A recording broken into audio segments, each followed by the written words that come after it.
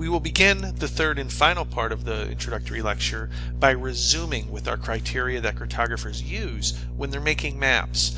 And we're at number 4, aggregation. Aggregation is simply the size of the geographic units that we're studying.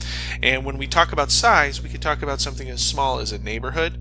We could talk about a city, a county, a state, as large as a country or even a continent. So when we look at size, we select our size based on what type of information we're trying to portray.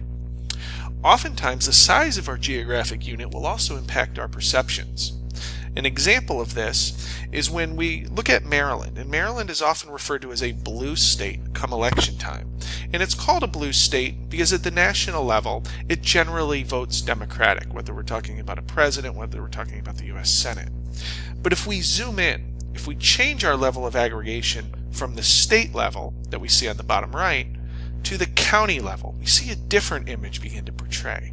And when we talk about aggregation, as a state, because our population center is located between Baltimore and Washington, D.C., we could see how the influences of these regions project over the entire state. But if we lower our aggregation to just the county level, we could see how we have a number of what are called red counties, counties that are conservative or vote Republican. And our final criteria is the type of map. And this map on the screen right now is just a general reference map, a map of Baltimore in 1848.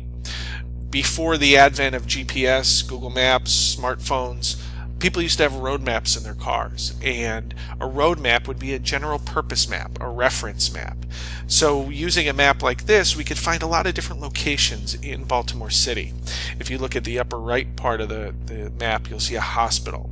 If you look at the central part of the map, you'll see the Baltimore's Inner Harbor. You see a number of places identified by number throughout the map, 10, 13, 14, 15, 17. Those tie to the legend on the top left. So a number of people could use this map for different reasons. So it's why it's called a reference or a general purpose map. We're finding that fewer and fewer people are using these maps today because of GPS and GIS technology. And also because a lot of the paper maps that we have, the two-dimensional maps, are designed more for single purpose. Like if you're entering a tourist space, or you're at a park, or you're new to Towson's campus. Another type of map is a thematic map, simply a theme. And in this map, we're looking at job openings from several years ago. These are graduated circles, so the larger the circle, the bigger amount of that variable. Another thematic map that's proportional symbol map with these graduated circles also looks at trade. So we can see how much trade is taking place with China. You can see the United States has a lot of trade. We have a big mass consumption society that demands a lot of goods from China. You'll see places like Brazil, Japan, also sizable trade partners, but nowhere near the level of the United States. And then we have a dot density map. This is a population map of the United States and Canada. One dot represents one person. So a dot density map comes in handy when we're looking at the intensity of a variable in a certain place. And as you can see in the northeast part of the United States, on the west coast, we have a number of population centers reflecting those big dots. You can see right on Lake Michigan how the southwest portion of Lake Michigan's coastline is covered by the Chicagoland area. And then as we migrate north, or we move north into Canada, we see fewer dots. The Canadian population is about 1/10 that of the United States. And we have some concentrations around Montreal, Quebec, Ontario, Edmonton, Vancouver. But for the most part, our intense dot clusters are located right in the United States.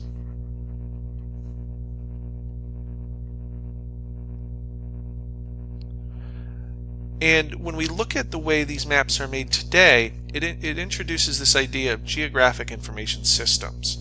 Map making today is done on the fly, where we have different layers of activity. If you look at the traffic feature on your GPS, that's reflecting geographic information systems. Very easy to use, very friendly. You don't need to be a geographer, a cartographer, a GIS student to be able to use these devices, to be able to use these applications. So maps today are incredibly flexible. They're active. We no longer need to print out new maps to use for different reasons. So when we drive, the traffic function, the time to your destination, the cities along the way, the roads to use, those are all active layers. So GIS allows us to use these tools as we see fit in a very timely manner. For geographers, it allows us to create this very friendly application for the general population. It also allows us to store information, to present information, to analyze information. It's often much more efficient to tell your story through a map than it would be to tell it through thousands of words. So mapping has become this very powerful tool.